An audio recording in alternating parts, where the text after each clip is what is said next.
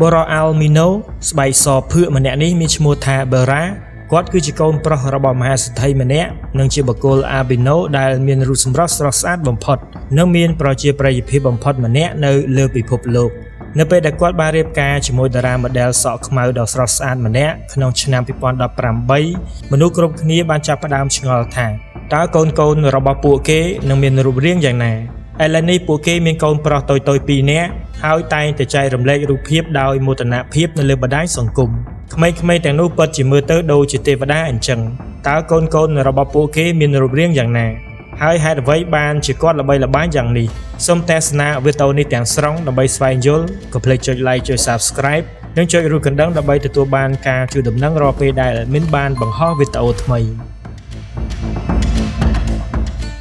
Bora Albino Bera Eventually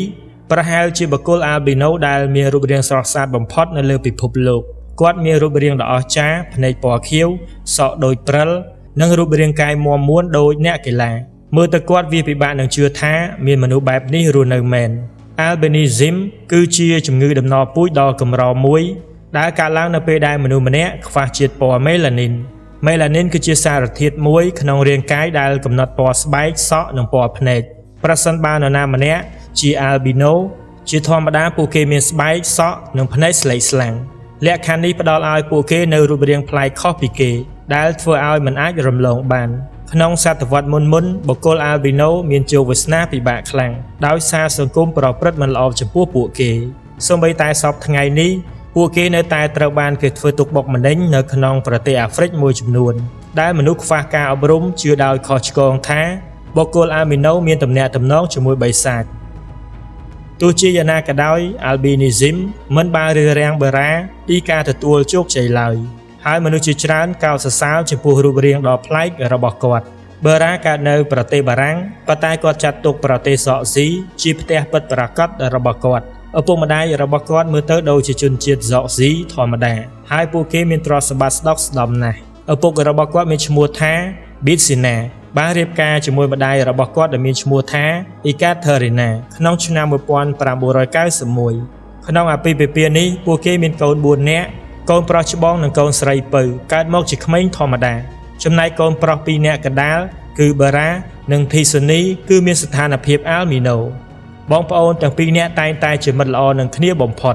យល់ចិត្តគ្នាជាងអ្នកណាទាំងអស់និងមានរូបរាងដូចគ្នាស្ទើរតែទាំងស្រុងក្នុងចំណោមកូនទាំងអស់ Bera គឺជាអ្នកដែលទទួលបានកេរ្តិ៍ឈ្មោះនិងជោគជ័យបំផុតទោះជាយ៉ាងណាក៏ដោយអ្នកដែលមិនចូលចិត្តតែយល់ថា Bera បានសម្រេចបានគ្រប់យ៉ាងដោយសារតែលុយរបស់គ្រួសារឪពុករបស់គាត់គឺលោក Bitsina Eventually គឺជាបរិះដែលមានបំផុតនៅប្រទេសសកស៊ីនិងជាមហាសេដ្ឋីលំដាប់ពិភពលោកគាត់គឺជាអ្នកនយោបាយដែលមានឥទ្ធិពលនិងធ្លាប់ជានាយករដ្ឋមន្ត្រីនៃប្រទេសសកស៊ីហើយក៏មានអាជីវកម្មឧស្សាហកម្មជាច្រើនផងដែរកូនរបស់គាត់រស់នៅក្នុងជីវភាពស៊ីវិល័យតាំងពីធំដឹងក្តីBeraអាចធ្វើអ្វីគ្រប់យ៉ាងដែលគាត់ចង់បានប៉ុន្តែគាត់តែងតែមានអារម្មណ៍ថាគាត់ខុសប្លែកពីគេគាត់ធ្លាប់ពន្យល់ថាមិនថាគាត់ទៅទីណាក៏មានគេសម្លឹងមើលដែរហើយអារម្មណ៍នេះធ្វើឲ្យគាត់ដឹងថាគាត់ខុសពីគេតាំងពីវ័យក្មេងទោះជាយ៉ាងណាក៏ដោយគាត់មិនដែលជួបបញ្ហាក្នុងការរងការសម្លាប់ឡើយពីព្រោះឪពុកម្ដាយរបស់គាត់តែងតែគាំទ្រ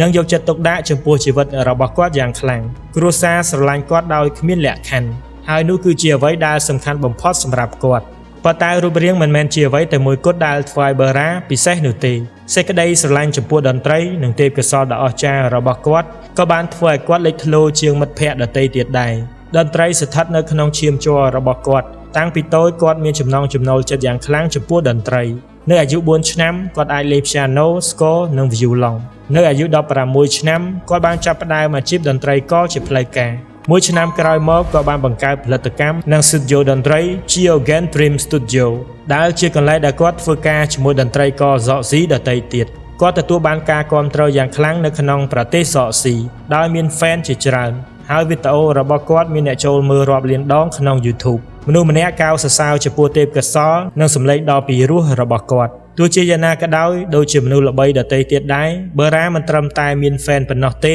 ប៉ុន្តែក៏មានអ្នករិះគន់ផងដែរប្រសិនបើអ្នកកើតក្នុងគ្រួសារអ្នកមាន